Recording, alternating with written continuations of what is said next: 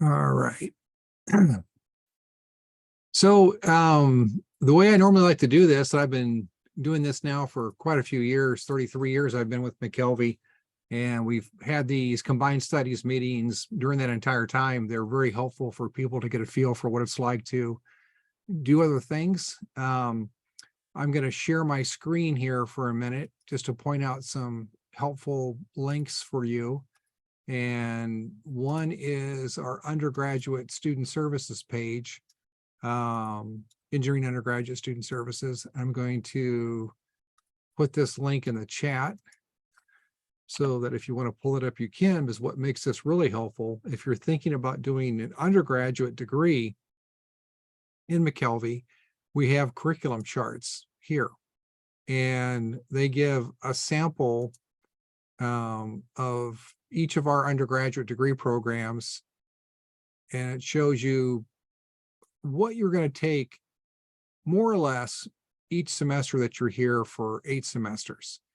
Computer science by far is the most flexible compared to some of the other programs, but it does give you a good view of what you might want to take. Also the bulletin. The bulletin has everything in it, and you may not be aware of it. I'll put that link in the chat too. But in the bulletin, you can find every undergraduate degree program. For example, I'm going to the engineering section here, and then going to the minors directory, and then computer science, because many of you are interested in computer science. And this says exactly what the requirements are for the computer science minor. And you can find all the requirements for every degree program, second major, minor, in the bulletin. Some of the school websites also have this. So like if I go to the Department of Computer Science in McKelvey, and then under academics, it shows what's available there, including minors and second majors. So like this is also listed in the bulletin, but then also listed on the department websites in addition to the bulletin. So there's a lot of places to find information out there if you're interested in specific questions. So let me open it up. What questions do you have that you would like answered? Because every one of you is different in terms of what you would like to know. So who's first? Jacob, let's go with you. Hello. How's it going? I'm an incoming engineering student, and I was wondering about like doing a major like outside of it, minor outside of engineering, like a business minor, and how that exactly fits in. Because Yep. like I'm thinking mechanical engineering right now, and it's a pretty like stringent curriculum that you have to fit into. Yeah, and the nice thing about all the engineering degree programs is that you have to do at least 18 units in humanities and social sciences. And a lot of our students will be able to get at least a minor by combining their humanities and social sciences with that minor. A lot of the business courses will give you social science credit. In fact, let me share my screen and show you how you can look at that. I'm going to go to course listings now and go to business and then management, like management 100. See, it shows ENS. That means engineering social science credit. So whenever you see an ENS under a business course, that means you get social science credit for it. So there's quite a few courses like that that have this is actually an ENH, a humanities credit. I don't see that very often at all. This must be a newer course. I'm not familiar with this course. So you can combine your second major or minor or your with your humanities and social science courses quite often, and be able to double count in that way. So you should, do you know which area of business you'd like to do? I'm not sure yet. I was just gonna probably start taking courses and figure out what I'm interested in. Yeah. Let me also, a lot of engineering students do things in business. And let me go back to the bulletin. And let me go to business. And they have a section here, non-BSBA programs, which means non-Olin students. So if you're not an Olin student and you want to do a second major or a minor, this is an awesome page because it tells you what prerequisite courses that you need to have for the various, I'll put this link in the chat for you so you can bring it up. And so like here's the minor, and you click on it like accounting, and it talks about what courses you need, the prerequisite courses, which a lot of these are already for engineering. So engineers already have to have Calc 2. They already have to do 326 or a prob and stats course. And then these are the required courses and then the elective courses that you can take. Accounting doesn't really have, the accounting courses themselves typically do not count for humanities or social sciences, but like the econ courses will. So, and I see a lot of mechanical engineering students earning second majors and minors outside of engineering. Awesome, thank you. Yeah, and your four-year advisor should be helpful for you too in engineering. Yeah, I will definitely talk to her about that. Thank you. Who's your four-year advisor? Mrs. Cummings, I think. Oh, yeah, Kim. Yep. She's been around a long time, so she should be very helpful for you. Awesome. Eugene, how about you? What are your questions? I'm interested in getting a I'm in the engineering school and I'm majoring in computer science, but I'm interested in getting a second major in electrical engineering. How difficult would that be? Yeah, I see a lot of the computer science students in engineering. You can do more. You can earn 2 undergrad degrees. So I see a good number of computer science students earning a second degree in or a second degree in electrical engineering or a second degree in computer engineering. So if the second major is going to be about as many units as a second degree. So I guess I would lean towards thinking about getting the second degree instead of the second major, because you'd have a second diploma then. What's the difference between those two? No, that's a good question. See, there's kind of 3 groupings. There's a degree, which gives you a diploma. There is a second major, which is just a line in your transcript saying you got a second major. And then there is a minor, which is just a notation in your transcript. Does that make sense? I'm still confused between the difference between a second major and a degree. Yeah, a degree is it's the highest credential that you can earn, where a second major is just a secondary thing. It's not you don't get a diploma for it. So when you earn a degree, you are, that's something that you actually get recognized for at graduation when you walk across the stage. A second major is just an additional credential that you're getting along the way. So a second degree is a much bigger thing. Would there be like a difference in requirements though, in terms of like curriculum? There's a little bit of a difference, but not huge. And which is why I would normally, if with your four-year advisor, you can kind of talk about the difference between a second major and a full-blown degree.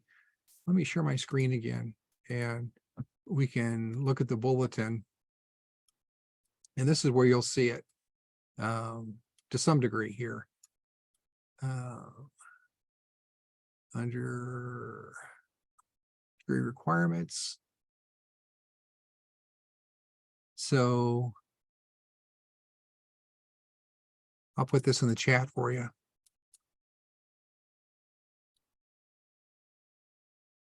Um,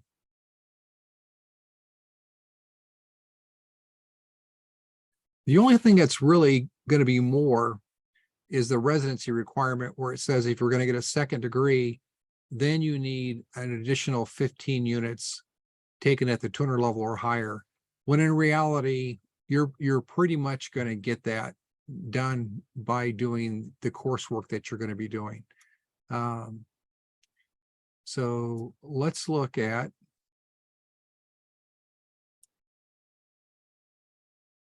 the second major in electrical engineering. So this, it's typically 30 units. You've got these required courses here, and then you get 18 units of elective. And then you've got the prereq courses down below there. So I'm going to open up another window so we can toggle back and forth, and you'll be able to see. Now we're going to look at the EE degree. There may be a few more elective requirements for the EE degree. So here's electrical, here's the degree program. And so it's sorted a little bit differently. So it shows these units required for the degree program, where a lot of these are the math courses that you're going to have to take even for the second major. So it's a little deceptive. And then there's the 15 units of elective, and they've got a few more lab units that you have to take. So the real key question too to talk about with your advisor is, what do you want to do with that second major or degree? That's really the key question. Is there, do you want to become a licensed professional engineer related to electrical engineering? And if you want to become a licensed professional engineer, then you would want to get the degree, the ABET accredited degree program, because you need that in order to become a licensed professional engineer. Another option to consider, and this is another really good option, is that we've got a very strong BSMS program where a good percentage of our students in engineering will stay one extra year and get a master's degree. You could do the undergrad degree in electrical engineering, a minor in computer science, and then earn the master's in computer science. So you could do that then in 5 years and getting both of those.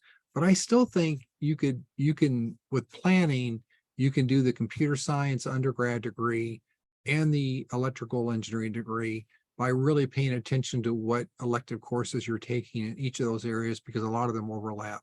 So I do see a pretty good number of students getting electrical engineering, computer science, or computer engineering, 2 out of 3 of those degree programs by the time that they graduate.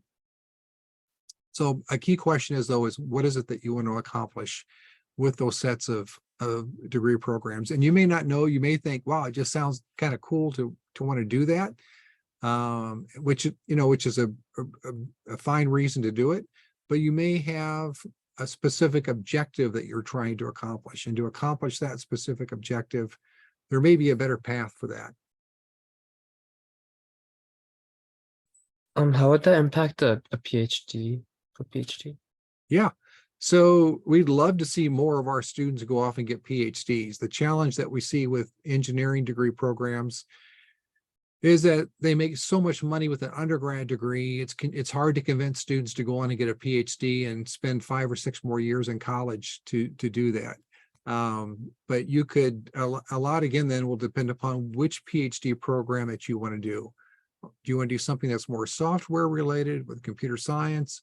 Or do you want to do something that's more hardware related to computer or electrical engineering? And, computer engineering is really the combination of both computer science and electrical engineering. So, you might, computer engineering might be something that you might want to do. What area of engineering or what type of PhD program were you thinking of?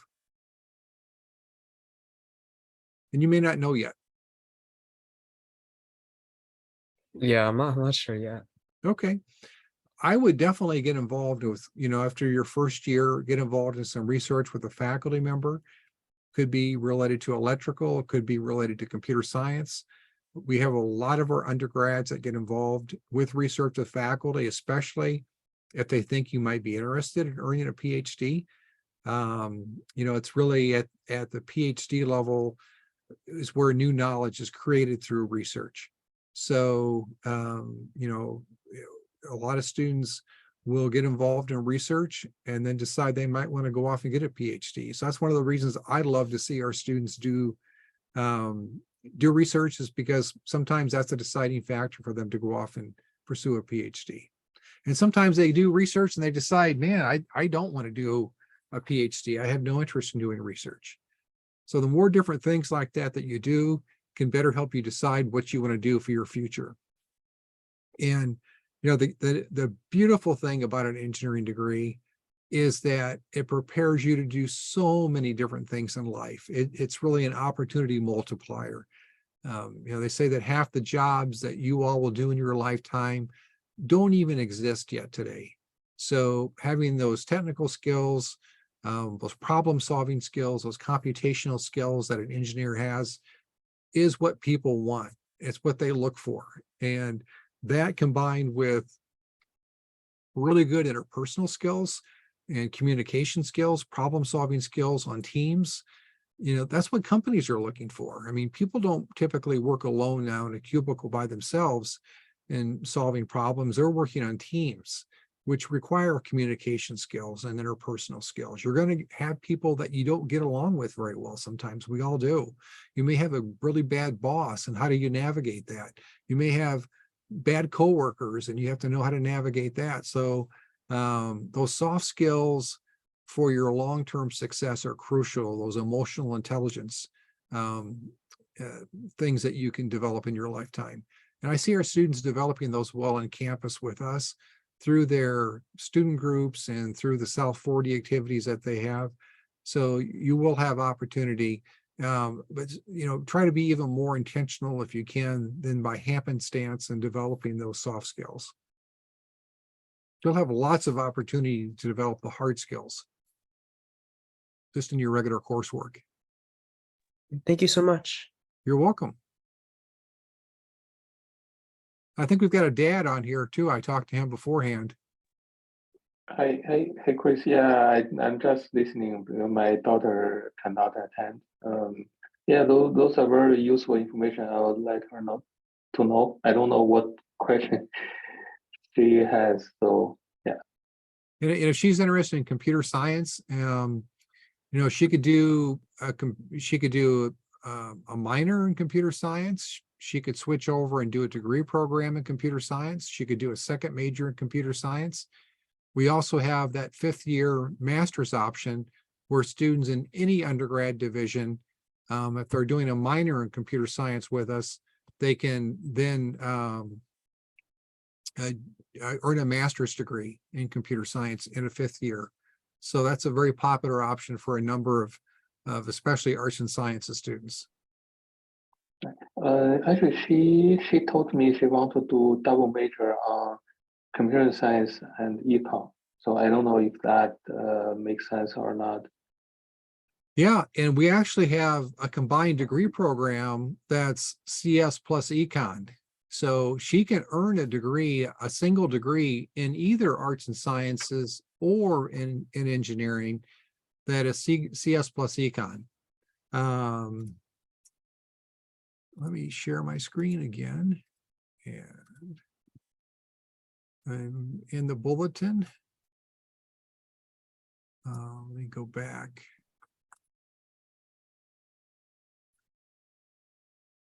Through arts and sciences, I think I clicked on the wrong thing here. Do this. And then since she's in arts and sciences now, we can look at it through the econ, economics, and computer science pathway. And I'll put this link in the chat for you so you can find it easily. So, so she doesn't even have to switch over to engineering at all. She could just do the, here it is, yeah, the major in economics and computer science. It's a very efficient way of doing both areas.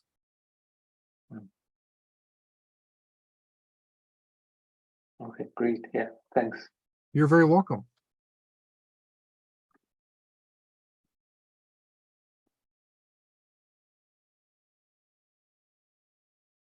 I'm happy to stay as long as you'd like and answer your questions.